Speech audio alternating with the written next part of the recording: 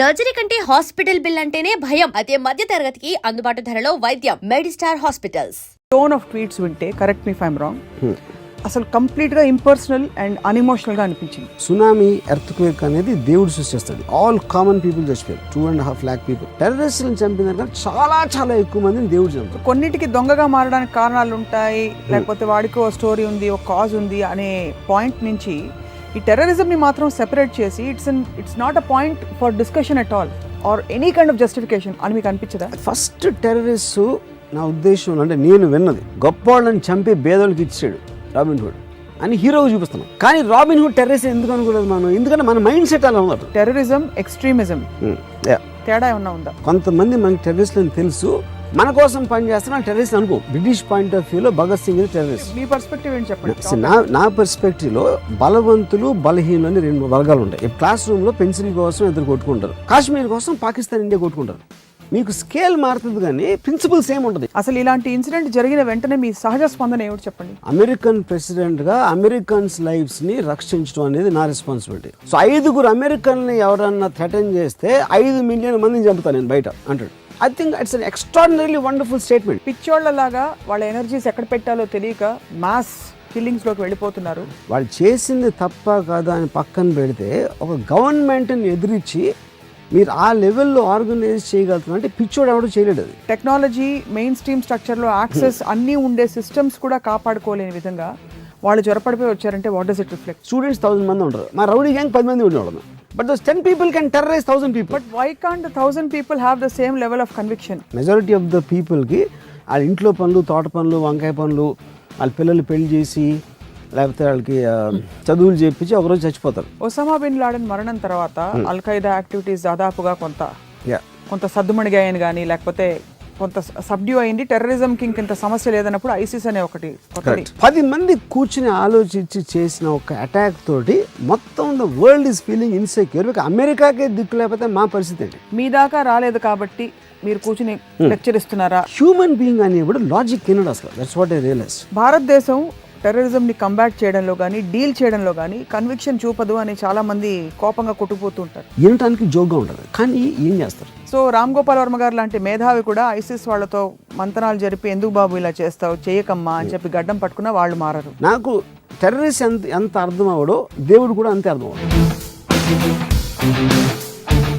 Hello, welcome to another episode of Ramuism. ప్రపంచం అంతా కూడా తీవ్రవాదం గుప్పిట్లో నలిగిపోతూ ఏం చేయాలో తెలియని పరిస్థితుల్లో ఉన్నప్పుడు సరిగ్గా అక్కడ ప్యారిస్లో బాంబులు పేలినట్టే ఇక్కడ ట్విట్టర్లో కొన్ని బాంబులు, కొన్ని తీవ్రమైన వ్యాఖ్యలు, సంచలనాత్మక కొన్ని సెంటెన్సెస్ వినిపించాయి మనకి, అదే రామ్ గోపాల్ వర్మ గారి నుండి.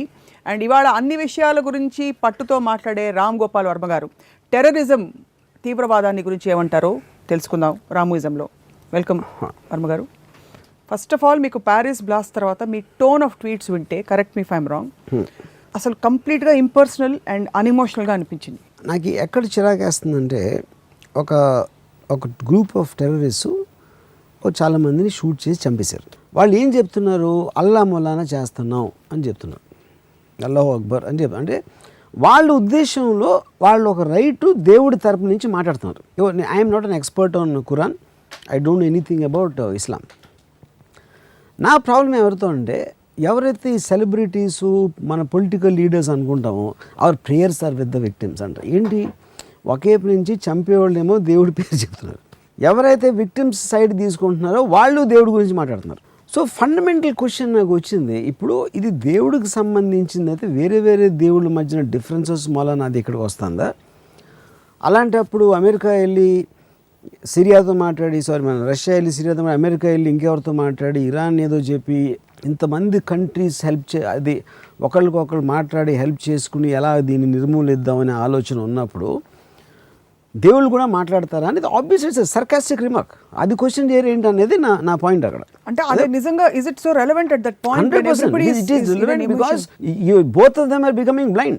ఒకేపు నుంచి వాళ్ళు దేవుడి పేరు చెప్పి చంపుతూ ఉంటే, అదే దేవుడిని ఇళ్ళు వేడుకుంటే అప్పుడు మీరు దేవుని డిఫరెన్స్ ఉందా లేదా అని చెప్పమని అర్థం. అది మీరు మన నమ్మే దేవుడు. ఎందుకంటే ముస్లిమ్స్ కూడా అంటున్నారు, అది ఇటు హిందూస్ కాదు, క్రిస్టియన్స్ కాదు, ఈవెన్ ముస్లిం లీడర్స్ కూడా our prayers are with them అంటున్నారు. So coming back to the issue of terrorism, ఇప్పుడు టెర్రరిజం అనేది మీరు ఒక పొలిటికల్ గెయిన్, ఒక ఐడియాలజికల్ గెయిన్ కోసం మీరు వైలెన్స్, ఎక్స్ట్రీమ్ వైలెన్స్ని యూజ్ చేయటం అనేది ఒక primary definition, simplistic definition of terrorism అనేది. అది దాంట్లో అంటే ఒక సుపీరియర్ పవర్ ఉంది. ఒక పెద్ద దేశం ఉంటే దాని దగ్గర మిలిటరీ ఉంటుంది, మిలిటరీ తోటి అటాక్ చేస్తుంది వచ్చి. ఒక అండర్ డాగ్ అనే దానికి ఆర్మీ లేదు కాబట్టి వాళ్ళు దొంగతనంగా వెళ్ళి బాంబు పేల్చో లేకపోతే ఏదో చేసి సర్ప్రైజ్ అటాక్, అంటే ఒక కన్వెన్షనల్ వార్ చేయకుండా వైలెన్స్ యూజ్ చేసి ఒక కంట్రీని ఇంటిమిడేట్ చేయడానికి ట్రై చేయటం అనేది ఒక ఎస్టాబ్లిష్మెంట్ని కానీ, ఒక సొసైటీని కానీ, ఒక గవర్నమెంట్ని కుదిపేసే ప్రయత్నం చేయటం అనేది టెర్రరిజం. ఇంట్రెస్టింగ్గా ఫస్ట్ టెర్రరిస్ట్ నా ఉద్దేశంలో, అంటే నేను విన్నది, ఎవరు టెర్రరిస్ట్ అంటే మనం ఎవరు అతను టెర్రరిస్ట్ అనుకోవాలి ఇంతవరకు. కానీ ఫస్ట్ టెర్రరిస్ట్ ఎవడంటే రాబిన్ హుడ్. ఎందుకు మన చిన్నప్పుడు ఏం చదివాం, గొప్ప వాళ్ళని చంపి బేదోళ్ళకి ఇచ్చాడు రాబిన్ హుడ్ అని హీరోగా చూపిస్తున్నాం. Kill the rich and gave it to the pour, అది రాబిన్ హుడ్ డెఫినేషన్ అన్నమాట. కానీ రాబిన్ హుడ్ టెర్రరిస్ట్ ఎందుకు అనుకోలేదు మనం, ఎందుకంటే మన మైండ్ సెట్ అలా ఉంది అప్పుడు. ఎందుకంటే we are hating anybody who superior. Inferior అనేవాడిని తొక్కేసి వాడు ఉన్నాడు, వాడు బెటర్ లైఫ్ స్టైల్ ఉంది కాబట్టి వాడిని చంపేసి ఇన్ఫీరియర్కి ఇచ్చేస్తే వాడు హీరో. అలాంటప్పుడు హీరోలు అవ్వాలి కదా ఎవరు, వీళ్ళు అమెరికా మీద దాడులు చేసి. That is exactly what I'm saying. కాబట్టి అవుతున్నారు కదా వాళ్ళ మైండ్లో అది. ఇప్పుడు అమెరికాలో 9/11 అటాక్ అయినప్పుడు చాలామంది కంట్రీస్ గంతులే సెలబ్రేట్ చేసుకున్నాయి, హూఎవర్ డజంట్ లైక్ అమెరికా. ఎందుకు, వాళ్ళు మార్టర్ అయిపోయారు. ఉసామా బిన్ లాదెన్ ఎందుకు పడేస్తారు water, they don't want him to become a martyr. ఎందుకంటే ఒక సెక్ట్ ఆఫ్ పీపుల్కి ఆడ రిబెల్ లీడర్. ఇప్పుడు చే గవరా ఉండొచ్చు, లేకపోతే anybody who's rebelling against. Bhagat Singh is a terrorist అక్కడ బ్రిటిష్ పర్స్పెక్టివ్లో. ఇప్పుడు కొన్ని రామ్ గారు ఇక్కడ మాత్రం ఇప్పుడు కొన్నిటికి దొంగగా మారడానికి కారణాలు ఉంటాయి, లేకపోతే వాడికి ఒక స్టోరీ ఉంది, ఒక కాజ్ ఉంది అనే పాయింట్ నుంచి ఈ టెర్రరిజంని మాత్రం సెపరేట్ చేసి it's not a point for discussion at all or any kind of justification అని మీకు అనిపించదా?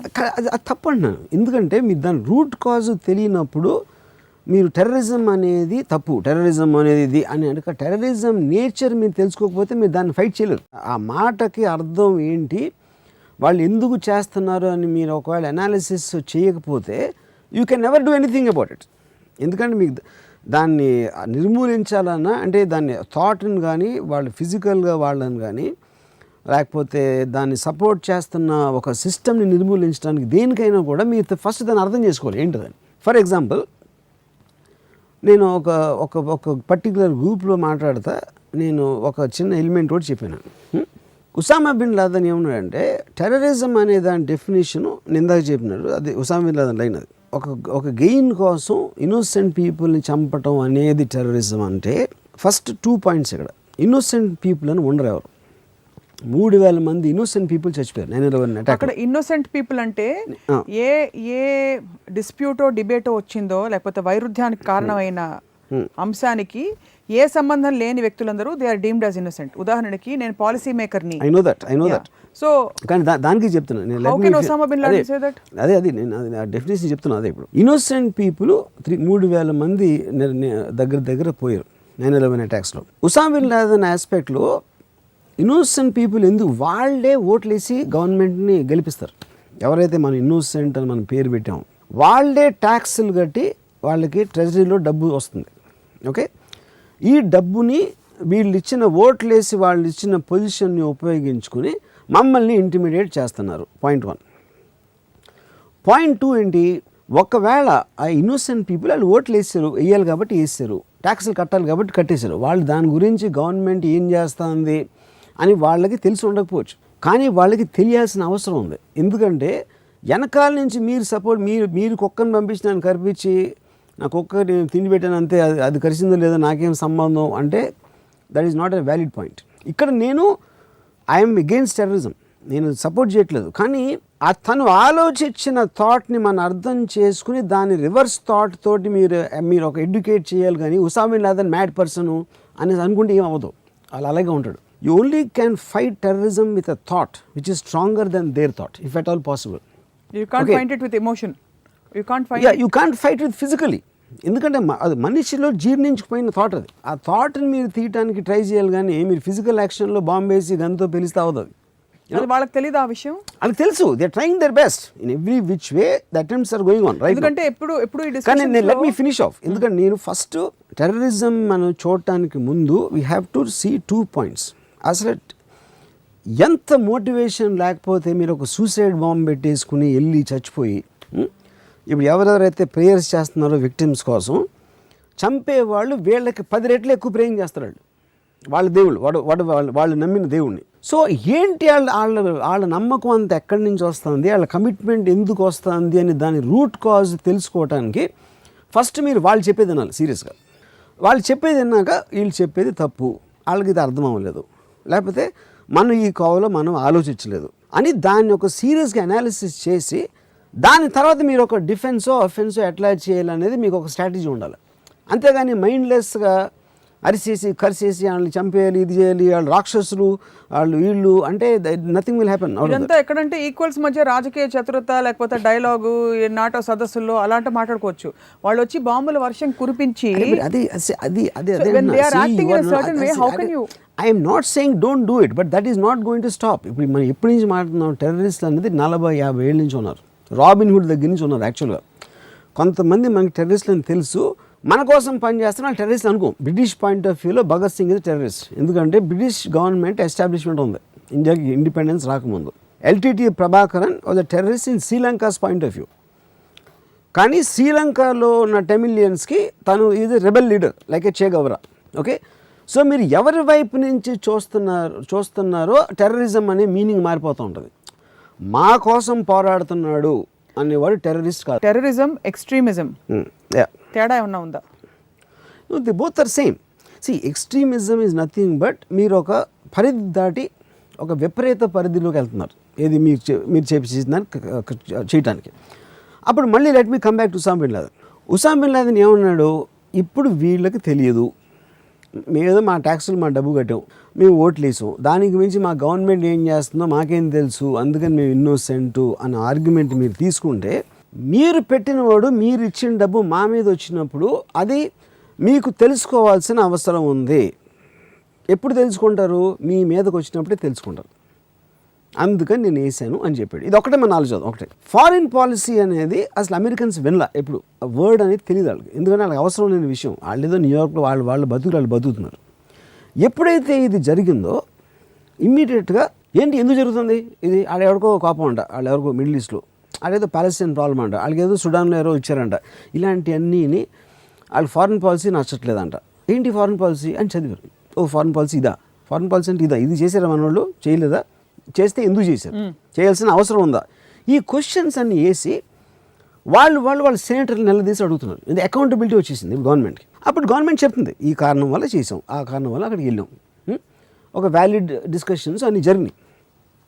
కానీ దీని మూలాన ఏమొచ్చింది, ఫైనల్గా బ్లైండ్గా ఒకళ్ళకి పవర్ ఇవ్వటం మూలాన మనకి తెలియకుండా మన మీదకి ఒకటి వచ్చేసే పరిస్థితి ఉంది అని ఒక వేకప్ కాల్ వచ్చింది 9/11 అటాక్ తోటి, which is the biggest incident ever happened in the history of terrorism. Okay, అప్పుడు ఉసామా బిన్ లాదెన్ ఏమన్నాడు, టెర్రరిస్ట్ డెఫినేషన్ మనం ముందు చెప్పినట్టు అనుకుంటే సివిలియన్స్ మీద వేయటం అనేది తప్పైతే బిగ్గెస్ట్ టెర్రర్ యాక్ట్ అమెరికా చేసింది. హిరోషిమా బాంబ్, అటామిక్ బాంబు, లక్షల మంది చచ్చిపోయిన అక్కడ సివిలియన్స్, విమెన్, చిల్డ్రన్, అసలు ఏమి ఆర్మీకి ఏమి సంబంధం లేని లక్షల మందిని ఒక్క బాంబుతో చంపేసింది అమెరికా.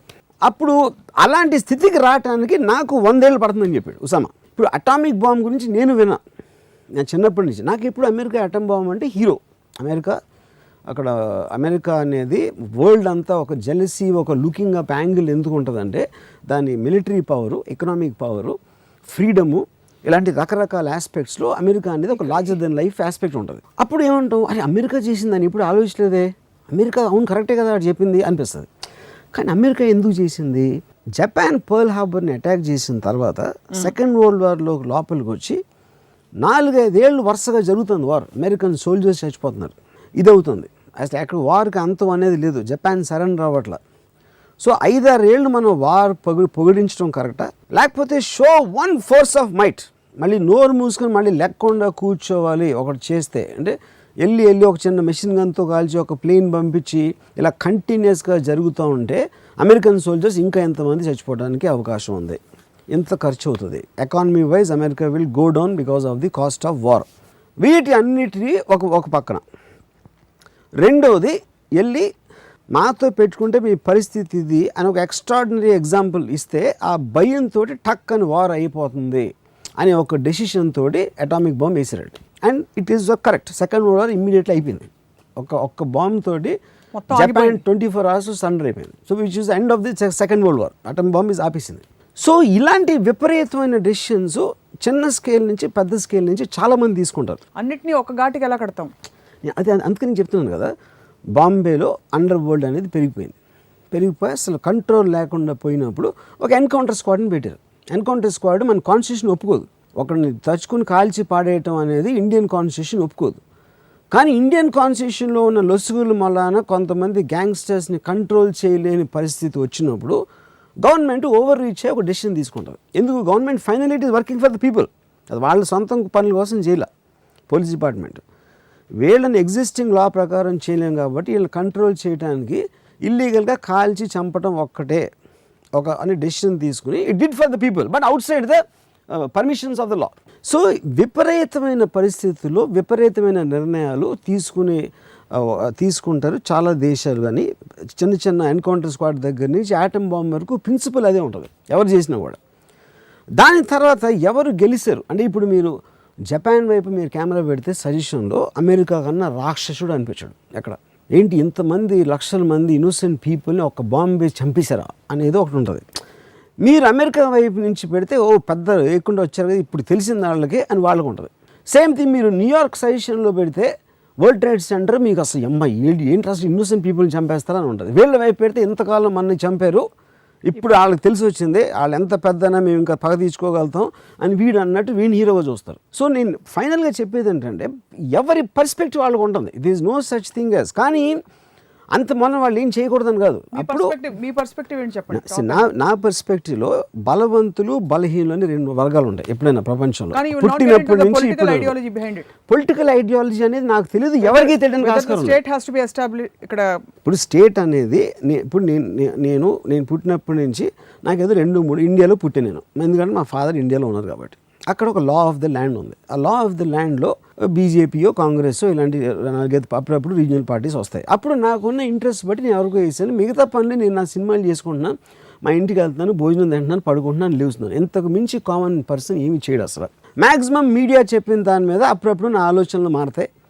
వాళ్ళు చెడ్డ అంటే నేను చెడ్డ అనుకుంటాను, మంచి అంటే నేను మంచి అనుకుంటాను. అది కూడా మారుతూ ఉంటుంది టైం బట్టి, you know. So the point is but that is a fact of life. Accident అంటే మైండ్ సెట్ అనేది మీరు ఇద్దరు కొట్టుకుంటారు. క్లాస్ రూమ్లో పెన్సిల్ కోసం ఇద్దరు కొట్టుకుంటారు చిన్నపిల్లలు. కాశ్మీర్ కోసం పాకిస్తాన్ ఇండియా కొట్టుకుంటారు. మీకు స్కేల్ మారుతుంది కానీ ప్రిన్సిపల్ సేమ్ ఉంటుంది. ఇది నాది నీదే అవుతుంది నాది అని పాకిస్తాన్ ఉంటుంది. అరే నీది ఎట్లా అవుతుందిరా నాది. అక్కడేమో మీరు జుట్టు పీక్కుని గిల్లుతారు, ఇక్కడేమో బాంబులు వేసుకుంటారు. అంతే, నో డిఫరెన్స్.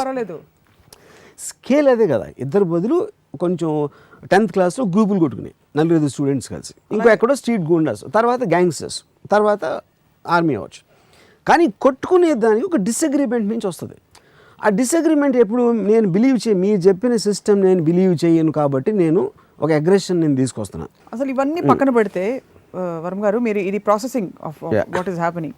అసలు ఇలాంటి ఇన్సిడెంట్ జరిగిన వెంటనే మీ సహజ స్పందన ఏమిటి చెప్పండి?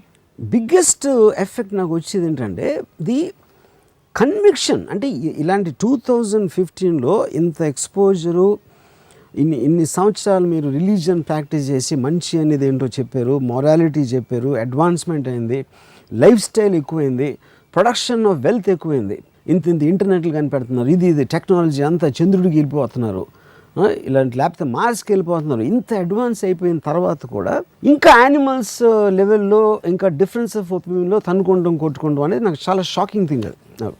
సో ఇప్పుడు దాంట్లో అది నాకు ఫస్ట్ వస్తుంది. అంటే హ్యూమన్ ఎమోషన్కి వాళ్ళ ఇంటెలిజెన్స్కి టెక్నాలజీ అడ్వాన్స్మెంట్కి సంబంధం లేదు అనే ఆస్పెక్ట్లో నేను ఎక్కువ ఆలోచిస్తాను. ఎందుకంటే ఎందుకు ఎవరి మీద కోపాడుతున్నారో, ఎందుకు అంత విపరీతమైన కోపంతో ద్వేషంతో చేస్తున్నారు అనేది అర్థం చేసుకోవడానికి కేవలం మనం వాళ్ళు ఇలా ఆలోచించారంట అని పొడిగా చూడటం అనేది అసలు మీనింగ్లెస్ థింగ్ అది. కానీ మీరు డిఫెండ్ చేసుకోవడానికి ఇప్పుడు నాకు ఒక చాలా ఇంట్రెస్టింగ్ లైన్ నేను ఏం చదివానంటే అది ఎక్స్ట్రాడినరీ. అంటే ఐ రెస్పెక్ట్ అమెరికా లాట్. ఎందుకు అమెరికా అంటే అమెరికన్స్ కాదు నాకు, అమెరికా ఈజ్ ఎ సిస్టమ్. నేను ఒక బుక్లో చదివాను, it's a fiction book actually. It is set in the war. ఇది మన ఇరాక్ నుంచి న్యూక్లియర్ బాంబ్ వస్తుంది అమెరికాకి అని ఒక ఫియర్లో ఒక ఇది ఈ 2000 గల్ఫ్ వార్ అవ్వకముందు జరిగిన పీరియడ్లో వచ్చింది బుక్ ఒకటి. దాంట్లో ఒక ఇన్సిడెంట్లో ప్రియంప్టివ్ న్యూక్లియర్ స్టేట్ కింద బాగ్దాద్ మీద ఆటమ్ బాంబ్ వేయడానికి డిస్కస్ చేస్తూ ఉంటారు వైట్ హౌస్లో. దానికి వైస్ ప్రెసిడెంట్ అంటాడు మేడం, మీకు చెప్తుంది మీకు ఏమైనా అర్థమవుతుందా, ప్రియంప్టివ్ కింద న్యూక్లియర్ బాంబ్ బాగ్దాద్లో వేస్తే బాగ్దాద్లో ఒక 5-6 డెసిషన్ తీసుకుంటారు మన మీద బాంబు వేయడానికి. కానీ బాగ్దాద్లో ఉన్నోళ్ళు లక్షల మంది మామూలు ప్రజలు ఉంటారు, అవును, హ్యూమన్ బీయింగ్స్. వీళ్ళకి 5 కోసం వాళ్ళందరినీ చంపేస్తారా న్యూక్లియర్ బాంబు వేసి, ఎందుకంటే మీకు తెలియదు న్యూక్లియర్ ఫెసిలిటీ ఉంది అక్కడ ఎక్కడో అని వాళ్ళ ఒపీనియన్. ఆ న్యూక్లియర్ ఫెసిలిటీని మన మీద బాంబు వేయకుండా ఒక బాంబు వేసి దాంతోపాటు లక్షల మంది ఇన్నోసెంట్ పర్సన్స్ని చంపుతారా అని అడిగితే వైస్ ప్రెసిడెంట్ అమెరికన్ ప్రెసిడెంట్ చెప్తాడు, ఫస్ట్ ఆఫ్ ఆల్ నువ్వు అర్థం చేసుకోవాల్సింది నేను దేవుణ్ణి కాదు, మానవుల లైఫ్ నా రెస్పాన్సిబిలిటీ కాదు. అమెరికన్ ప్రెసిడెంట్గా అమెరికన్స్ లైఫ్స్ని రక్షించడం అనేది నా రెస్పాన్సిబిలిటీ నాకున్న కెపాసిటీలో. సో 5 అమెరికన్ని ఎవరన్నా థ్రెటన్ చేస్తే 5 మిలియన్ మందిని చంపుతాను నేను బయట అంటాడు. I think it's an extraordinarily wonderful statement. ఏది పర్స్పెక్టివ్ ఆఫ్ ఎ జాబ్లో మీరు తీసుకుంటే అప్పుడు అమెరికన్ కన్నా ఈడెక్కువ ఆడెక్కువ, లేకపోతే ఏం చేయాలి, మనకు 5 చంపేస్తున్నాం మనం కూర్చుంటే ఎవరైతే ప్రజలు 5 కంట్రోల్ చేయరో బాగ్దాద్లో, అప్పుడు ఆడ న్యూక్లియర్ బాంబ్ వేసేస్తే న్యూయార్క్లో కొన్ని లక్షల మంది పోతారు, లక్షలో 1000 100 వాట్ ఎవర్ ఇట్ ఈస్. అప్పుడు మీరు అలాంటి పొజిషన్లో ఉన్నప్పుడు డెసిషన్ ఎలా తీసుకుంటారు, ఎలా తీసుకోవచ్చు? డెసిషన్ లేనప్పుడు మనం ఏదో కూరగాయలు కాసుకుంటా ఇలాంటి చిల్లర పనులు చేస్తాం కాబట్టి మనం వాళ్ళని అంటాం. గవర్నమెంట్ ఎవరైనా ఆర్గనైజేషన్స్, వాళ్ళు టెర్రరిస్ట్లు అవ్వచ్చు, పోలీసులు అవ్వచ్చు, ఇంటెలిజెన్స్ ఏజెన్సీస్ అవ్వచ్చు, లేకపోతే గవర్నమెంట్స్ అవ్వచ్చు. So can we gather that you have equal sympathies for both or no sympathies for both? I have sympathy for everybody who is in a compulsive situation. Sympathy అనేది correct word కాదు. Empathy. I want an empathy. I want to understand their mindset. I study a lot on the mindset. ఎందుకంటే Usama bin Laden అంటే Osama bin Laden correct అనిపిస్తాడు, America అంటే America correct అనిపిస్తుంది. Osama bin Laden that more or less I gather from that. తను ఇచ్చిన interviews అన్నిటిలో ఒక terrorist mind సెట్లో అంత కన్విక్షన్ ఉండడానికి వాళ్ళు నమ్మేది అది. పిచ్చోళ్ళలాగా వాళ్ళ ఎనర్జీస్ ఎక్కడ పెట్టాలో తెలియక ఒక వైల్డ్ ఇలాగా మాస్ కిల్లింగ్స్లోకి వెళ్ళిపోతున్నారు. ఇప్పుడు పిచ్చోడు అనగానే ఫస్ట్ మనం పిచ్చోళ్ళు అవుతాం, ఎందుకంటే ఏ పిచ్చోడు అలా చేయలేడు. ఇప్పుడు వాళ్ళు చేసింది తప్ప కాదా అని పక్కన పెడితే ఒక గవర్నమెంట్ని ఎదిరించి మీరు ఆ లెవెల్లో ఆర్గనైజ్ చేయగలుగుతున్నారు అంటే పిచ్చోడు ఎవడో చేయలేడు. జరిగిన ఇన్సిడెంట్స్ చూస్తుంటే whether it was 9/11, whether 26/11 or మొన్నటి ప్యారిస్ అటాక్స్, ఎవరు సిస్టమ్ ఎందుకు ఇంత తెలివిగా ఉండే సిస్టమ్లు కూడా టెక్నాలజీ మెయిన్ స్ట్రీమ్ స్ట్రక్చర్లో యాక్సెస్ అన్నీ ఉండే సిస్టమ్స్ కూడా కాపాడుకోలేని విధంగా వాళ్ళు జ్వరపడిపోయి వచ్చారంటే what does it reflect? So obviously because మీ మైండ్ సెట్స్ని ఆపలేరు. అదే ఇప్పుడు టెర్రరిస్ట్ ఏమంటారు, మీరు 100 సార్లు సక్సెస్ అవ్వాలి మమ్మల్ని ఆపడానికి, మేము ఒకేసారి అవ్వాలి.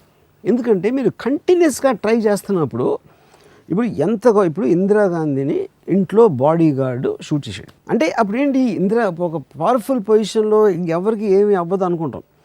కానీ all it takes is one mind set. ఒక్క పర్టికులర్ మనిషి వాడు ఆలోచించే విధానం మొత్తం మార్చేస్తుంది. Total unpredictability of a mind set. 9/11 జరగకముందు ఎవరైనా స్టోరీ చెప్తే 4 ప్లేన్లు హైజాక్ చేసి వరల్డ్ ట్రేడ్ సెంటర్ని పెంటగన్ని కొడదామంటే చిన్నపిల్లల కథలా ఉంటుంది. అన్ఫాథమబుల్ అంత సింప్లిసిటీగా ఎవడన్నా చేయగలుగుతాడు అనేది ఎవడు ఇమాజిన్ చేయలేడు అసలు, అది చేసిరాడు. సో అదేంటి ఐడియా నుంచి వచ్చింది. ఆడెవడో కేవ్లో కూర్చుని ఒసామా బిన్ లాదెన్ ఆడొక ఐడియా వేస్తే ఐడియా, వాళ్ళకి ఫోన్ లైన్స్ యాక్సెస్ ఉండవు, కమ్యూనికేషన్ సిస్టమ్స్ ఉండవు, కార్లు ఉండవు, ఇవన్నీ ఉండే వ్యవస్థ కాపాడలేకపోయింది.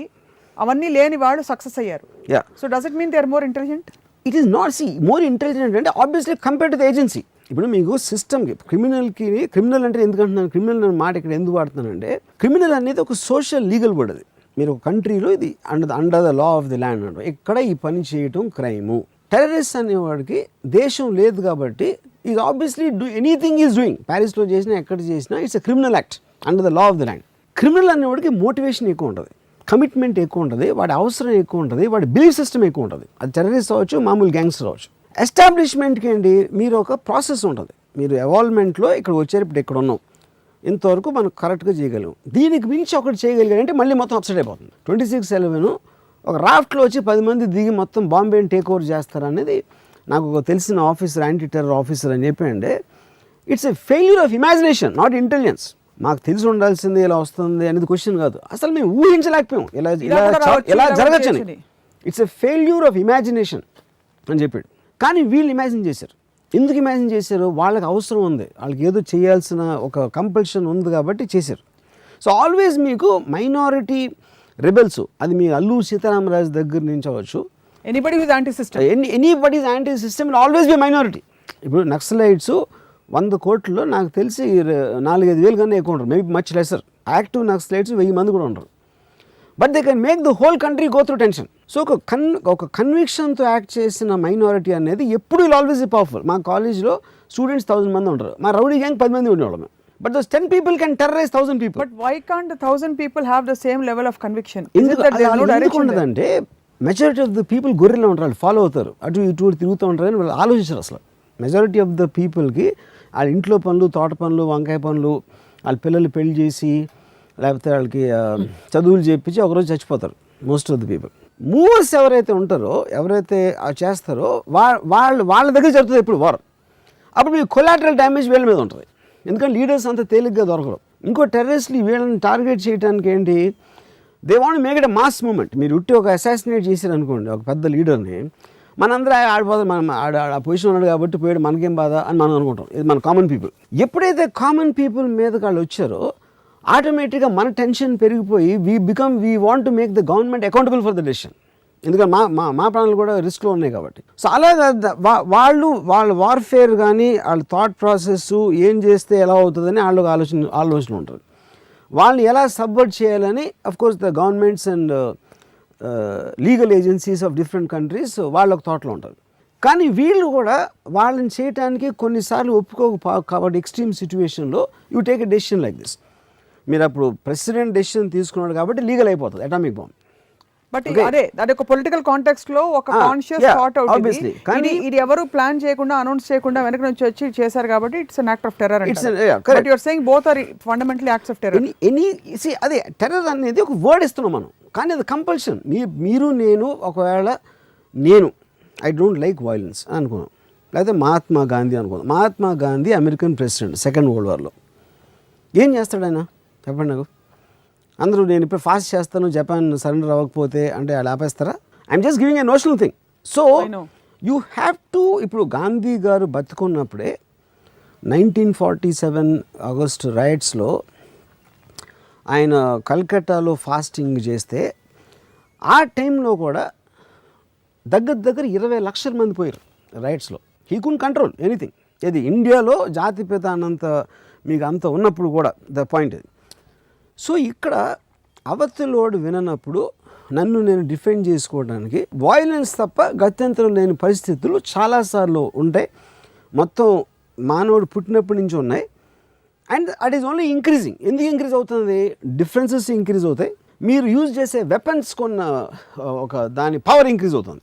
ఐడియాస్ ఇంక్రీజ్ అవుతున్నాయి. ఆబ్వియస్లీ ఎక్స్పోజర్ ఎక్కువైంది కాబట్టి. ఇప్పుడు అబూ బకర్ ఏమంటున్నాడు, ఐసిస్ లీడరు, అసలు మీకు గన్ అవసరం లేదు, గన్ దొరకట్లేదా వదిలేండి, బాంబు దొరకట్లేదా వదిలేండి, మీ కార్ ఎక్కించేయమంటున్నాడు. Use your car like a weapon. అసలు అలాంటి థాట్ 2015లో ఒకటికి వచ్చి వాళ్ళు వరల్డ్ అంతా బోధిస్తున్నాడు. అది వినటానికి భయంకరమైన థాట్ అది. కానీ మీ పర్స్పెక్టివ్ ఏంటి? మనని నమ్మనోడు, మన బిలీఫ్, మన మీదకి వస్తున్నోడు మన శత్రువుని ఎలాగ చంపినా ఆ వే ఆఫ్ చంపటం అనేది ఇర్రిలవెంట్ అనే ఒక థాట్లోంచి వస్తుంది. అప్పుడు ఏంటి, ఎంత టెర్రరైజ్ చేస్తే అంత భయపడి మన మాట ఏంటారని వాళ్ళు నమ్ముతున్నారు. అంత టెరిఫైంగ్గా చేసే వాళ్ళు రాక్షసులు, పిశాచులు అని మనం నమ్ముతాం, విచ్ ఇస్ ఆల్సో కరెక్ట్. కానీ ఇవన్నీ కూడా చివరికి మళ్ళీ పర్స్పెక్టివ్, ఎవరి దగ్గర మీరు కెమెరా పెడుతున్నారు అన్న దాని మీద డిపెండ్ అవుతుంది. ఒసామా బిన్ లాడెన్ మరణం తర్వాత అల్ ఖైదా యాక్టివిటీస్ దాదాపుగా కొంత సద్దుమణిగాయని కానీ లేకపోతే కొంత సబ్డ్యూ అయింది. టెర్రరిజంకి ఇంత సమస్య లేదన్నప్పుడు ఐసిస్ అనే ఒకటి కొత్తది. Do you think it is replacing the Al-Qaeda activities? What is your analysis? See, first of all, ఇవన్నీ కూడా లేబుల్స్. అల్-ఖైదా లేకపోతే జమాయి మసీదా లేకపోతే లష్కర్ తౌబానా, ఇవన్నీ దేర్ ఆల్ అంటే subjects of a organisation. That doesn't make a difference. Bottom line ఏంటంటే మనిషి మైండ్లో ఉంటుంది ఈవిల్. దానికి ఒక పేరు ఉండొచ్చు, ఉండకపోవచ్చు. ఇప్పుడు లోన్ వుల్ఫ్ అటాక్స్ అని జరుగుతున్నాయి వరల్డ్లో. తునిషియాలో మ్యాసకరు, మన రష్యన్ ఎయిర్ప్లేన్ క్రాష్ చేసింది. ఇదేంటి ఒక థాట్కి ఇన్స్పైర్ అవుతున్నారు వాళ్ళు. వాళ్ళ ఆర్గనైజేషన్ లేదు. ఇప్పుడు వాళ్ళు అసలు ఎవరు ఐసీసీని కలవలేదు, ఇప్పుడు వాళ్ళు సిరియాకి వెళ్ళలేదు, ఎక్కడికి వెళ్ళదు వాళ్ళు. కానీ మార్క్సిజంలో ఇప్పుడు కార్ల్ మార్క్స్ రాసినప్పుడు బుక్, కార్ల్ మార్క్స్ రాసిన చోట కానీ కార్ల్ మార్క్స్ కానీ ఏం చేయలే ఆ బుక్ గురించి. ఎక్కడో స్టాలిన్ చదివి, లెనిన్ చదివి, ఇంకెక్కడో మావో చదివి ఆ థాట్ ప్రాసెస్లో they created a moment which created extreme violence and changed everything in the world, you know. So అలాగే ఇప్పుడు ఐసిస్ అనేది ఒక థాట్ ప్రాసెస్. ఆ లీడర్ అవసరం లేదు మీకు. మాకు థాట్ అర్థం అవ్వాలి. నేను చెప్పి అల్ఖైదాకి ఆపోజిట్గా చేస్తున్నాడు. అల్ఖైదా అనేది చాలా secret organisation. Osama bin Laden ఒక మెసేజ్ ఇవ్వాలంటే ఆయన ఎక్కడో కొండలో కూర్చున్న తర్వాత ఒక ఆడియో క్యాసెట్ పంపిస్తే అది గాడిద మీద దీని మీద ఎక్కించి ఒక 2 నెలలు ట్రావెల్ చేసి ఒక టీవీ ఛానల్కి వస్తే ఆడక్కడ ప్లే చేసేవాడు. ఇక్కడ ఐసిస్ వాళ్ళు చేయగానే ట్విట్టర్లో పెట్టమంటున్నాడు. అంటే the exact opposite of what Al Qaeda did. Tech savvy, advanced. Yeah, ఇంకోటి methodology is opposite to any terror organisation. మొత్తం వరల్డ్ హిస్టరీలో టెర్రరిజం చేసిన వాళ్ళు ఏది వీళ్ళు చేయట్లేదు. Out in the open. Because of that unpredictability తోటి the world is caught on a back foot. అసలు వీళ్ళని ఎలా డీల్ చేయాలనేది ఒక బిగ్గెస్ట్ ప్రాబ్లమ్. సో మీరు మేధావి కాబట్టి ఎలా డీల్ చేయాలంటారు మీరు? నా పాయింట్ ఏంటంటే it sounds very stupid because mind set change చేయటం అనేది ఇప్పుడు సపోజ్ నా ఇంట్లో మా మదరు మా సిస్టరు వాళ్ళ మైండ్ సెట్ ఇంట్లో పుట్టి పెరిగి వాళ్ళతో ఉండి నేను చేంజ్ చేయలేకపోయాను. నా ఆఫీస్లో నాతో పనిచేసాడు. సో మైండ్ సెట్ చేంజ్ చేయటం అనేది ఎవరి వల్ల కాదు. I think it is something we have to live with and I'm convinced about. ఎందుకంటే ఇప్పుడు ఫస్ట్ వరల్డ్ వార్ వచ్చినప్పుడు మొత్తం నేషన్స్ అన్నీ కలిసి యుఎన్కి ఒక కాంట్రీ, యుఎన్ అనేది సెకండ్ వరల్డ్ తర్వాత పెట్టారు. యుఎన్కి ముందు ఇంకొక బాడీ ఉండేది. వాళ్ళు ఏమన్నారంటే సెకండ్ వరల్డ్ వార్ వచ్చే ప్రసక్తి లేదని చెప్పారు. ఎందుకు? సెకండ్ వరల్డ్ వార్ రావటం అనేది మన వార్ అంటే ఏంటి మనం ఊహించరా. వరల్డ్ వార్ అంటే ఎంత ఎఫెక్ట్ వస్తుంది అని తెలియక దాంట్లో అందరూ ఇరుక్కుపోయాం. ఇప్పుడు తెలుసు కాబట్టి అలాంటి పరిస్థితి మళ్ళీ రాదు అని వాళ్ళు లీడర్స్ అందరూ స్టేట్మెంట్ ఇచ్చిన 5 ఏళ్ళలో సెకండ్ వరల్డ్ వార్ వచ్చింది. ఎగ్జాక్ట్లీ సెకండ్ వరల్డ్, 5 ఏళ్ళలో. దాంట్లో the people who died are upwards 5 crores మంది చచ్చిపోయారు సెకండ్ వరల్డ్ వార్లో. అంత ఎఫెక్ట్ వచ్చి నేషన్స్ ఎకానమీస్ అన్నీ అసలు డార్క్ ఏజెస్లోకి వెళ్ళిపోయి అన్నీ అయిపోయాక రష్యా అమెరికాకి కోల్డ్ వార్ వచ్చి దాని తర్వాత ఫాల్ ఆఫ్ రష్యా తర్వాత దాన్ని ఎదుగులు రిలేటివ్గా పీస్ ఉంది. ఎప్పటివరకు ఉంది? 2000 వరకు పీస్ ఉంది. 2001లో నేను జనవరిలో న్యూయార్క్లో ఉన్నప్పుడు నా కజిన్ ఉన్నాడు. అప్పుడే జార్జ్ బుష్ ఎలక్షన్ గెలిచాడు. నేను టీవీలో చూసి ఎంత స్టూపిడ్గా ఉన్నాడు, ఇతను ఎలా ప్రెసిడెంట్ అని అడిగా నా కజిన్. అంటే నా కజిన్ అన్నాడు, రాము అమెరికా ఇస్ సో అడ్వాన్స్డ్, అసలు ఎంత ఆర్గనైజ్డ్ అంటే ప్రెసిడెంట్ ఉన్నా లేకపోయినా ఎవరున్నా doesn't make it difference. Because it is so powerful, so thing, everything is peaceful. System runs by itself, it doesn't make a difference. Exactly 4 నెలలకి September 11th attack అయింది. ఈడు నాతో మాట్లాడింది అంటే the whole world turn upside down అయ్యాను. అది ఏమైంది? Economy ఏమీ లేదు. 10 మంది కూర్చుని ఆలోచించి చేసిన ఒక అటాక్ తోటి మొత్తం the world is feeling insecure. ఇక అమెరికాకే దిక్కు లేకపోతే మా పరిస్థితి ఏంటి, ఇంకెవడి పరిస్థితి ఏంటి అని ఒక దాంట్లోకి వచ్చింది. సో ఇప్పుడు నేనేమంటున్నాను, 2001 అయిపోయింది. దాని తర్వాత వాళ్ళు వెళ్ళారు, ఇరాక్ని ఇన్వైట్ చేశారు, ఆఫ్ఘనిస్తాన్ని చేశారు, అది చేశారు, ఇది చేశారు. ఫైనల్గా 2009లో అమెరికన్ ట్రూప్స్ విత్డ్రా చేసి 2011 ఉసామా బిన్ లాదెన్ని చంపేసి టెర్రరిజం యాజ్ ఎ ఫోర్స్ అనేది అయిపోయింది అని ఒబామా ఒక స్పీచ్ ఇచ్చారు. స్పీచ్ ఇచ్చిన 1 yearలో ఐసిస్ వచ్చింది. సో దీన్ని బట్టి తేలింది ఏంటంటే తిన్నగా కూర్చుంటే మనుషులకి మనశ్శాంతి ఉండదు. అది ఏదో కెలుగుతూ ఉండాలి అనేది అదొక మీకు బిలీఫ్ నుంచి వస్తుందా, ఒక కాజ్ నుంచి వస్తుందా అనేది ఏదైనా ఉండొచ్చు. కానీ దే కాంట్ బీ అంటే ఎవరు powers 99% of the people want to live a peaceful life. There is no doubt about it. వాళ్ళందరూ వాళ్ళు ఉద్యోగాలు చేసుకుని ఏదైతే 1% మంది ఉంటారో, ఇప్పుడు ఒక లైన్ ఉంది, every once in a while A person comes who thinks the system should change. అంటే ఆ మైండ్ సెట్ అది ఎవాల్వ్మెంట్ కూడా అక్కడి నుంచి వస్తుంది. అడ్వాన్స్మెంట్ ఇప్పుడు సెకండ్ వరల్డ్ వార్ తర్వాత there was a rapid advancement in growth in technology, in everything, in every which way. So అది ఆర్డర్ ఆఫ్ నేచరా అలాంటిది రావటానికి అప్పుడప్పుడు రావటానికి, లేకపోతే అసలు మనకి ఇప్పుడు మీ పొద్దున్న లేగిస్తే టీవీలో చూసారనుకోండి న్యూస్ ఏమొస్తాయి, అది ఎక్కడో ఆడేది చంపాడంట, ఏదైతే యాక్సిడెంట్ అంట, ఇది స్కామ్ అంట. You're only listening to people who are trying to upthrow the system, upheave the system. Existing దానికి మీరు ఉద్యోగం చేస్తున్నారు, ఇంటికి వెళ్ళారు, ఇంటికి వచ్చారు, పిల్లల్ని చదివించారు, అందరూ ఇలాగ సజావుగా బతికితే ప్రాబ్లం అనేది లేకపోతే అసలు అలాంటి సిస్టమ్ మనం ఊహించలేం. It will be like a dead place. So ఒక ఆర్డర్ ఆఫ్ నేచర్లో కంటిన్యూస్గా నేచర్లో ఏదో ఒక అప్హీవల్ జరగాల్సిన అవసరం ఉంది అనేది almost violence becomes an integral part of that అని అనిపిస్తుంది. కమింగ్ బ్యాక్ టు మన పరిసరాలలో మన హైదరాబాద్ లాంటి నగరాల్లో కూడా ఇక్కడ నుంచి రిక్రూట్ చేస్తున్నారు. Online recruitments are happening for ISIS అని మనకి స్టోరీస్ వచ్చాయి, ప్రూఫ్స్ వచ్చాయి. ఒకడు పట్టుబడ్డాడు కూడా మొన్న. అన్ఎంప్లాయ్మెంట్, వాడికి ఏ పని లేనప్పుడు వాడెక్కడో అబ్యూస్కి గురైన, రేసిజం డిస్క్రిమినేషన్కి గురయ్యాను కాబట్టి నేను దీనికి క్లూర్ అయిపోయాను, దీనికి టెంప్ట్ అయ్యానని చెప్పాడు. You think that by fixing social issues like this, like employment issues and providing for people, that majority of these doers oka kasab gaani oka veelu dorakunda potara? I don't think so. See first of all అలా చేయడం అనేది జరిగే పని కాదు. Point 1 అది. Point 2 ఏంటంటే మీకు degree of difference ఎప్పుడు ఉంటుంది. Everybody can't be happy. ఇప్పుడు ₹1,00,000 చూసి ₹1,00,000 ఇచ్చిపడతాడు, ₹1,00,000 చూసినాడు ₹10,000 ఇచ్చిపడతాడు, ₹10,000 చూసి ₹1,000 ఇచ్చిపడతాడు. మీకు ఈ inter differences in financial statuses and social status అనేది by definition it be there. That can't go. ఎందుకంటే మనుషుల్లో తారతమ్యం ఉన్నంత వరకు ఆ డిఫరెన్స్ అయితే ఉంటాయి. ఇప్పుడు మీరు అనాలిసిస్లు అన్నీ ఇస్తుంటారు వీటన్నిటి గురించి. మీ దాకా రాలేదు కాబట్టి మీరు కూర్చుని లెక్చర్ ఇస్తున్నారా, లేకపోతే అనాలిసిస్ ఇస్తున్నారా, లేకపోతే you genuinely? I think what you not understanding, నా దాకా వచ్చినా రాకపోయినా, I'm against, I'm a whether you believe it or not, I'm extremely sensitive towards anybody's pain. We know that. I am only looking at it from a top angle view to understand it, because top angle lo chodapothe meeku ardham avadu asalu. No, your analysis is appreciated. Meer understand cheskunnaru. Indaka adigina question coming back, meer ganaka medhav kabatti meer parishkarinchalante, how do you think you can solve? I believe it is impossible to change mindsets, and I have a feeling it will get worse, and I know it sounds like doomsday. So we just have to live with it. We have to live with it. So would you call this a third world war? Adu kuda chepparu మీరు ఒక విధంగా చూస్తే. See, ఇప్పుడు third world war నా దృష్టిలో అంటే ఈ కాంటెక్స్ట్లో, ఇప్పుడు కంట్రీస్ మధ్యన వార్స్ రావటం అనేది ఇప్పుడు చాలా రేర్గా. ఇప్పుడు లాస్ట్ వార్ జరిగింది ఇరాక్లో కానీ ఆఫ్ఘనిస్తాన్లో కానీ, it is not so much about a war. వాళ్ళు టెర్రరిస్టులని దాచిపెడుతున్నారు, మాకు చేసిన వాళ్ళు ఇవ్వట్లేదు కనుక వాళ్ళు ఇండైరెక్ట్గా సపోర్ట్ చేస్తున్నారు అనే ఆస్పెక్ట్లో ఆఫ్ఘనిస్తాన్ తోటి, ఇరాక్లో మనకి ఒక అంటే డిక్టేటర్ అనేవాడు will never be taken as a legitimate leader. ఇది ఒక డెమోక్రటిక్ అండ్ ఫ్రీ వరల్డ్లో డిక్టేటర్ అనేది ఒక అంతరిస్తున్న జాతి. It is going off. Gaddafi వెళ్ళిపోయాడు, సద్దాం వెళ్ళిపోయాడు, అలాగా ఐదీ అమీన్ వెళ్ళిపోయాడు ఉగాండాలో. సో డిక్టేటర్షిప్ అనేది ఒక్క మనిషి ఆడు తీసుకున్న డెసిషన్స్ అనేది రాజులు వీళ్ళందరూ పోయారు, మహారాజులు. సో దాంట్లో last of the guys is Saddam Hussein. So ఎప్పుడైతే మీకు ఒక ఎలక్టెడ్ గవర్నమెంట్స్ ఉన్నప్పుడు ఎలక్టెడ్ గవర్నమెంట్స్ మధ్యన వార్ రావటం అనేది చాలా కష్టమైన పని ఇప్పుడు. బికాజ్ అంత వరల్డ్ అంతా ఒకటే అయిపోయి అందరూ పొద్దున్న లేస్తే కలుస్తూ ఉంటారు, ట్రేడింగ్ చేస్తున్నారు, ఎకానమీ ఎక్స్చేంజ్ ఉంటుంది. కానీ మైండ్ సెట్స్ ఇక్కడ మనం చూస్తుంది ఏంటి, మైండ్ సెట్స్. ఇప్పుడు ముస్లిమ్స్కి క్రిస్టియన్స్కి వార్ అవుతుంది అని ఎవడు చెప్పాను, అది జరగదు. ఎందుకంటే మీకు ముస్లిమ్స్తోనే షియాసు, సున్నీసు, మోడరేట్స్ వీళ్ళందరూ ఇంటర్నల్ వార్స్ ఉంటాయి.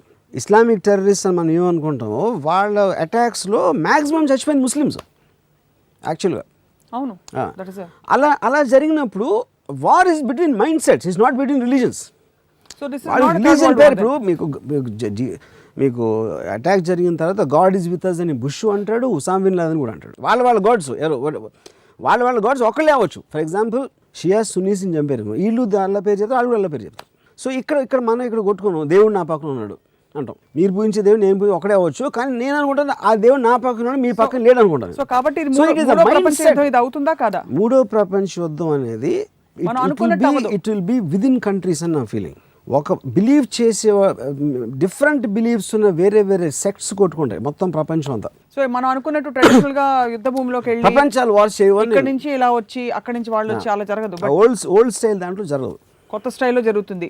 Technology savvy and people have weapons, people no weapons. ఇప్పుడు రష్యన్ జెట్ ఒక చిన్న బాంబ్ తోటి పేల్చేశారండి. ఇంత high security international airport security మొత్తం వరల్డ్ బాడీ కంట్రోల్ చేస్తున్న టైంలో కూడా ఆడ కింద నుంచి షూట్ చేసో లోపల లగేజ్ క్యారియర్లో బాంబ్ పెట్టి ఒక 234 మంది నుంచి అలాంటి వెపన్స్ సింప్లిస్టిక్గా ఎవరికైనా దొరికేస్తున్నాయంటే అసలు మీకు మైండ్ సెట్ డిఫరెన్సెస్లో it is a terrifying prospect. It's a terrifying prospect and where it may possibly lead is also terrifying.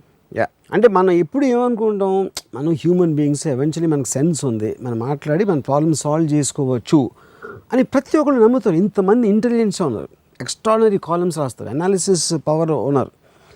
వాళ్ళందరూ కలిసి కూడా ఒక ప్యారిస్ అటాక్ని కానీ లేకపోతే ఒక రష్యన్ జెట్ని క్రాష్ అవ్వకుండా ఆపలేకపోతున్నారంటే ఆబ్వియస్లీ వాళ్ళు చెప్పేది ఎక్కడికి రీచ్ అవ్వట్లేదు అంటే దాని అర్థం ఏంటి? వాళ్ళు వినటానికి ఇష్టపడట్లేదా, లేకపోతే చెప్పేవాడిని ట్రస్ట్ చేయట్లేదా, లేకపోతే వాడి అవసరం అంత పెద్దదా అనే దాంట్లో ఉంటుంది. So in one sense even without actually doing anything, if they are putting you on the defence, they are successful 100%. See, వాళ్ళకి బిగ్గెస్ట్ విక్టరీ ఏంటంటే is not about killing people, it's to make the entire world talk only about them. So ఇప్పుడు ఇవాళ Russian జెట్ని Sinai peninsula మీద కూల్చేసిన విధానంతో ప్రతి ఒక్కడు plane ఎక్కేటప్పుడు భయపడి నా ప్లేన్లో ఉంటుందా బాంబు, ఉండటానికి ఛాన్స్ ఉందా అనే ఆలోచనతోటి మీరు భయపడుతున్నారు. లేకపోతే ఆడివాళ ఒక వీడియో పెట్టాడు ఐసిస్, న్యూయార్క్ టైమ్స్ స్క్వేర్ పెట్టి దాని మీద ఒక అరేబియన్ ప్రేయర్ పెట్టాడు. అంటే నెక్స్ట్ టార్గెట్ ఇదే అని చెప్పడం. మీరు మామూలుగా ఇంటర్నెట్లోంచి ఒక వీడియో తీసి మీరు ఒక దాన్ని పేస్ట్ చేసి యూట్యూబ్లో పెట్టేస్తే దానితోటి టైమ్స్ స్క్వేర్ ఉన్న ప్రతి ఒక్కడికి ఒక్క సెకండ్ అన్న ఉంటుందా? Fear to send fear into the hearts of the infidels. అది పాయింట్ ఆఫ్ ది టెర్రరిస్ట్. అది దానికి వెయిటేజ్ కోసం ఇది చేస్తారు. ఈ 26/11 కానీ ప్యారిస్ అటాక్ కానీ. సో మరి వీళ్ళు రిటాలియేట్ అవ్వాలంటే లేకపోతే వీళ్ళు డిఫెండ్ చేసుకోవాలంటే, లేదు వీళ్ళు కూడా they have to be accountable to their own citizens, what should they do? What do you think they should? That is what the $1 million question. ఇప్పుడు మెయిన్ ప్రాబ్లం అమెరికాకి అండి, యాజ్ ఎ డెమోక్రటిక్ కంట్రీ మీరు arbiter లాగా dictator లాగా behave చేయకూడదు. ఇప్పుడు ఇదే పరిస్థితి సద్దాం హుస్సేన్కి ఉంటే అటమం వేసేస్తాడు టపక్కని, అలా తన దగ్గర ఉంటే. ఎందుకంటే is intention will be that a democratic country cannot do that. ఇప్పుడు మీరు రక్కా అనే సిటీలో ఎక్కడో ఉంటే మహా అయితే ఒక 5,000 మంది ఉంటారు, 10,000 లక్షల మంది వేరే సిటీన్స్ ఉంటారు. మీరు వీళ్ళని సెగ్రిగేట్ అట్లా చేస్తారు. దాంట్లోంచి సెగ్రిగేట్ చేయకుండా మొత్తం సిటీని ధ్వంసం చేయడానికి బాంబేగా వేయలేరు. ఈ టైంలో ఇట్ ఇస్ నాట్ సెగ్రిగేట్ చేసేందుకు వేయకూడదు. ఏది సెగ్రిగేట్ ఎలా చేస్తారు?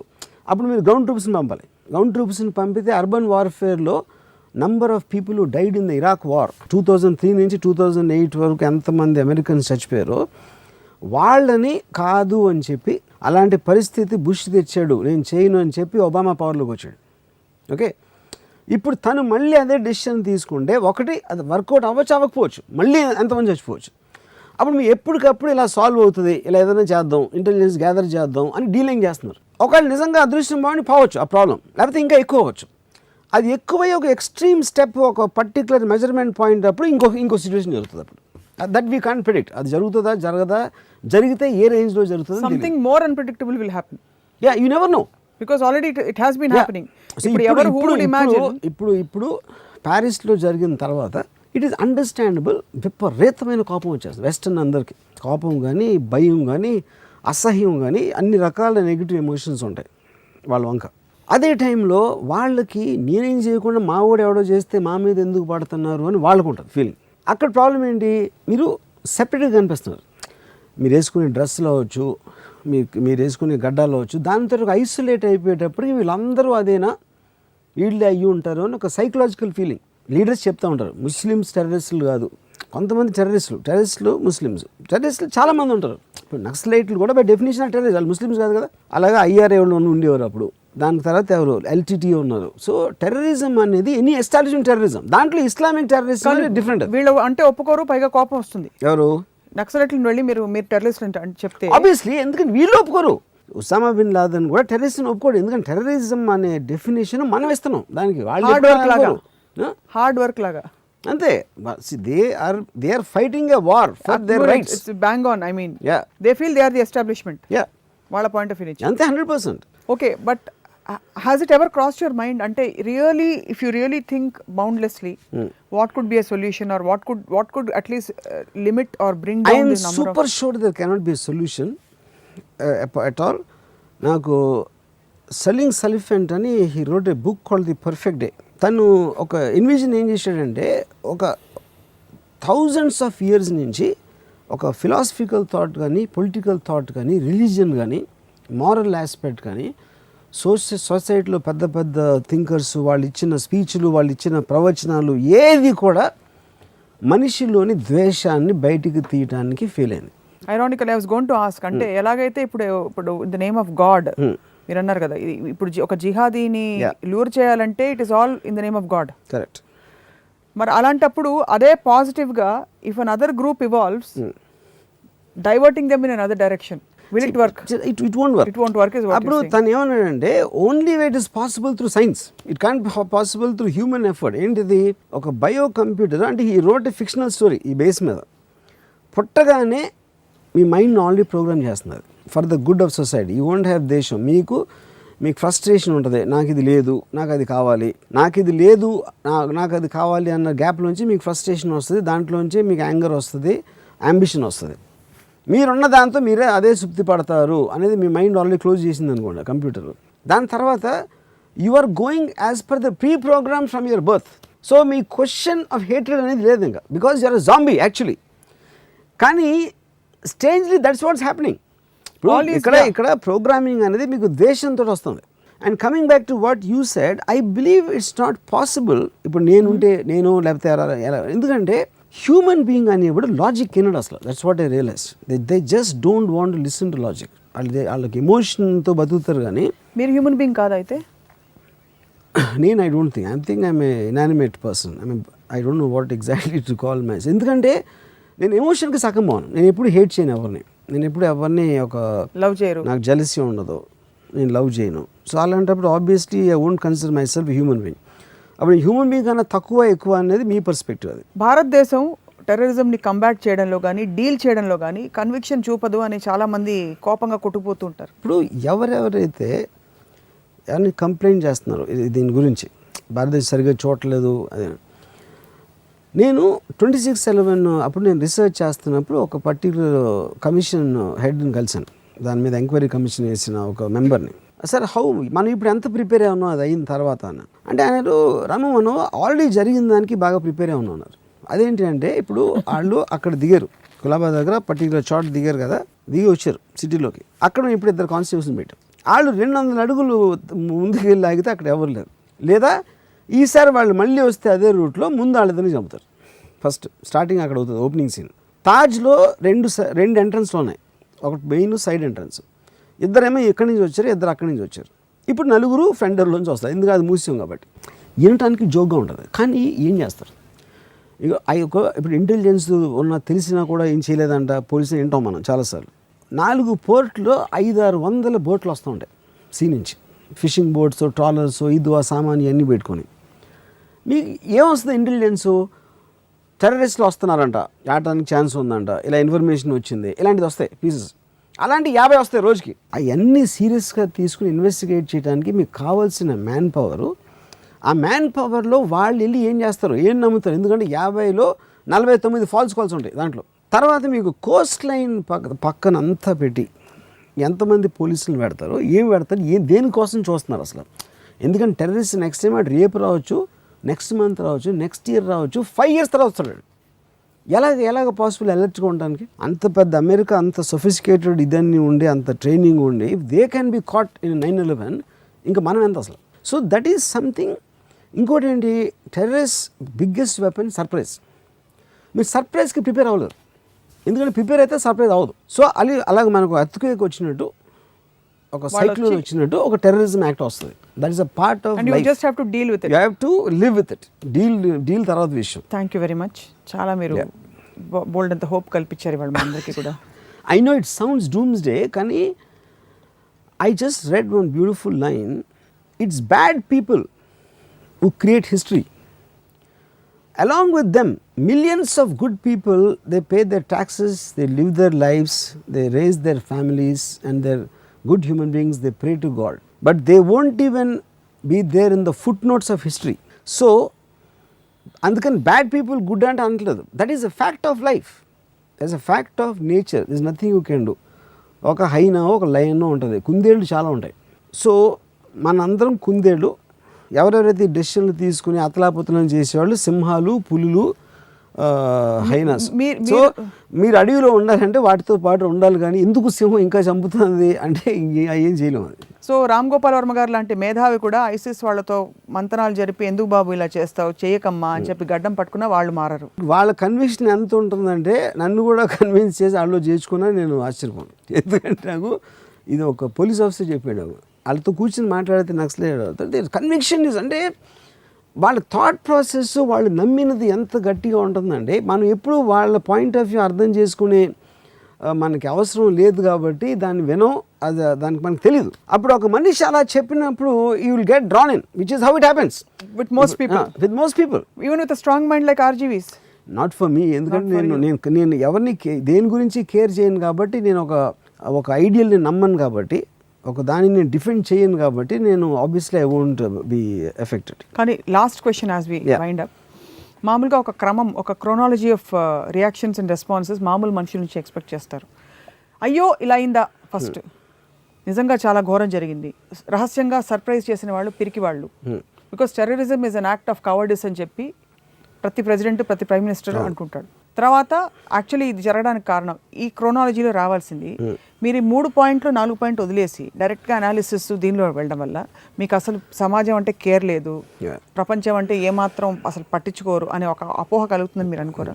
ఇప్పుడు point, first of all terrorist is a covered అనేది ఎన్ని ఎప్పటి నుంచైనా, అంటే మనకి హిందూ ముస్లిం రైట్స్ జరిగినప్పుడు ఇక్కడ ప్రజలు సామరస్యంగా ఉండాలి అని మినిస్టర్లు వేస్తారు. అంతకన్నా స్టూపిడ్ థింగ్ ఉంటుందా? ఇప్పుడు మీరు కత్తులు తీసుకుని పొడి చేసుకుని పిల్లల్ని చంపేసి అలాంటి వాళ్ళతోటి సామరస్యంగా ఉండాలి అని చెప్తే దాని గురించి ఎవరికి ఎఫెక్ట్ అవుతుంది? పాయింట్ 1. పాయింట్ 2, కవర్డ్ ఏంటి? తను ఒక టెర్రరిస్ట్ చేసేది మనం ఊహించలేం. అతను పిచ్చా, అతను చేసేది చెడ్డ పని అనేది సెకండరీ పాయింట్. మీరు కేవలం ఇప్పుడు చూడండి, నిజం మాట్లాడాలంటే 10 మంది వచ్చి, వాళ్ళు ఎప్పుడు భారతదేశంలో అడుగు పెట్టని 10 మంది వచ్చి వాళ్ళు టేక్ ఓవర్ చేసి 3 రోజులు గడగడలాడిచ్చి బాంబే సిటీ 40,000 పోలీస్ ఫోర్స్ ఏం చేయలేకపోయింది. కమాండోస్ వచ్చి వాళ్ళు చేసి వాళ్ళు 3 రోజులు ట్రై చేసి ఫైనల్గా వీళ్ళని చంపగలిగారు. వాళ్ళ ఇంటెన్షను, వాళ్ళు ఎంత కర్కోటకులు అనేది పక్కన పెడితే దానికి కావాల్సిన ధైర్యం అసలు మామూలు విషయం అది ఏంటి? వాళ్ళు కవర్డ్స్ ఏంటి అసలు? ఫస్ట్ ఆఫ్ ఆల్ ఆ word description of the word is wrong. War అనేది ఎదురెదురుగా పోరాడుకోవాలి, కానీ వెనకాల నుంచి రావడం ఏంటి అనే దాంట్లో నుంచి వచ్చింది కవర్డ్ అనే వర్డ్. కాకపోతే ఇక్కడ ఏంటి పాయింట్, వీళ్ళకి పవర్ లేదు, ఆర్మీ లేదు కాబట్టి వాళ్ళకున్న పరిధిలో వాళ్ళు ఈ విధంగా వార్ డిక్లేర్ చేస్తున్నారు. సో ఇప్పుడు శివాజీ అనేవాడు ఒక బొట్టలో వచ్చి చేసాడు ఔరంగజేబ్కి. శివాజీ కవర్డా? ఎలా కవర్డు? సో శివాజీకి వీళ్ళకి డిఫరెన్స్ అంటే శివాజీని కంపేర్ చేయడం. ఎప్పుడెప్పుడు ఒక అండర్ డాగ్ ఒక సుపీరియర్ పవర్ కొన్నప్పుడు వాడు వేరే మెథడ్ వాడుకుంటాడు. అది కవర్డిస్ కాదు, కవర్డిస్ కాదు, అది తెలివితేటలు. వాడికున్న తెలివితేటలు, వాడికున్న పరిధిలో వాడు చేయగలిగింది వాడు చేశాడు. అండ్ ఇది ప్రతి వార్లో జరుగుతుంది. ఒక హైపోథెటికల్ సిచ్యువేషన్, ఒకవేళ మీకు ఐసిస్ అధినేత చీఫ్ దొరికితే మాట్లాడాల్సి వస్తే మీరు ఏం అడుగుతారు ఆయన్ని?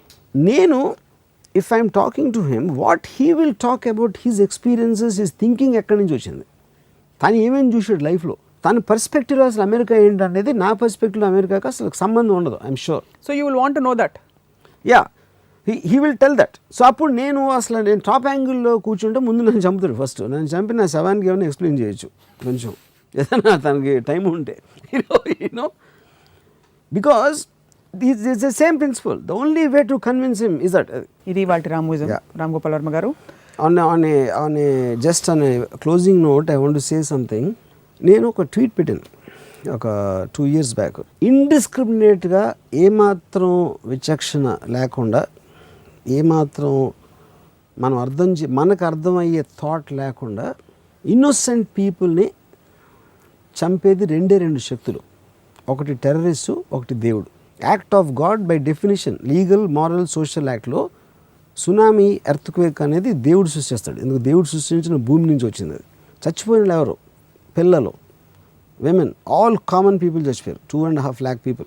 వాళ్ళు అసలు అందరూ కలిసి అదే ఒకే పాపం చేశారా? ఆ పాపాలు చేసిన వాళ్ళే వాళ్ళందరూ వచ్చి బీచ్లో ఉన్నారు ఆ రోజు రకరకాల కంట్రీస్లో. సో 2.5 లక్షలు అంటే మొత్తం అల్ఖైదా అన్నీ కలిపి నాకు తెలిసి 5,000 దాటదు. అప్పుడు గాడ్ అనేవాడు లేడు, నేచర్ డ్రివెన్ మిస్టరీ అని చెప్పండి. యాక్ట్ ఆఫ్ గాడ్ అని చెప్పదు నాకు. దేవుడు కంట్రోల్ చేయలేడా అంటే టెర్రరిస్టులను చంపిన దానికన్నా చాలా చాలా ఎక్కువ మందిని దేవుడు చంపుతాడు. అంటే అదే మెథడ్లో నేను చెప్పేది, out of the blue. It's not anything.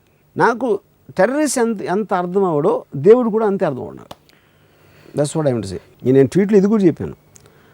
టెర్రరిస్టులు మాట్లాడితే దేవుడి కోసం చేస్తున్నాం, దేవుడి పేరు చెప్పి చేస్తున్నాం అన్నప్పుడు దేవుడు ఏం చేయకపోతే ఆయన మౌనం అనేదానికి వాళ్ళ సైడ్ ఉన్నాడని చెప్పినట్ట అని కూడా పెట్టింది ట్వీట్ నేను. ఇంకోటి కూడా చెప్పారు, there seems to be fundamental problem with understanding of God. Well Varma garu, వచ్చే వారం మళ్ళీ రామోయిజంలో కలుద్దాం. అంతవరకు మీరు బతికే ఉండండి, చూసిద్దాం మళ్ళీ మనకి ఇక్కడ అటాక్ మీరు ఎక్కడ కూడా అదే, మీరు దయచేసి ఇలాంటి స్థావరాలకి ఎక్కడికి వెళ్ళకండి. మీరు ఇన్ఫ్లుయెన్స్ అయిపోతారు, లేకపోతే వాళ్ళు పోతారు, లేకపోతే మీరైనా పోతారు. ఎవరు ఊహించిన స్థావరం అటాక్ చేస్తారు. ఇలాంటి స్థావరం దగ్గరికి వెళ్ళకూడదు అనేది ఏం లేదు అక్కడ. అందుకని సర్ప్రైజ్ అన్నారు అది. Thank you very much. మీరు ఇంకా 10 కాలాల పాటు ఉంటే ఇలాగే మీ రామోయిజంతో మమ్మల్ని అందరినీ ఏమనాలి, ఎన్లైటన్ చేస్తూ ఉండాలి. ఎన్లైట్ అవ్వరు, కానీ నా ప్రయత్నం నేను చేస్తాను. మీ వంతు కృషి ఏదో ఉడతా భక్తిగా.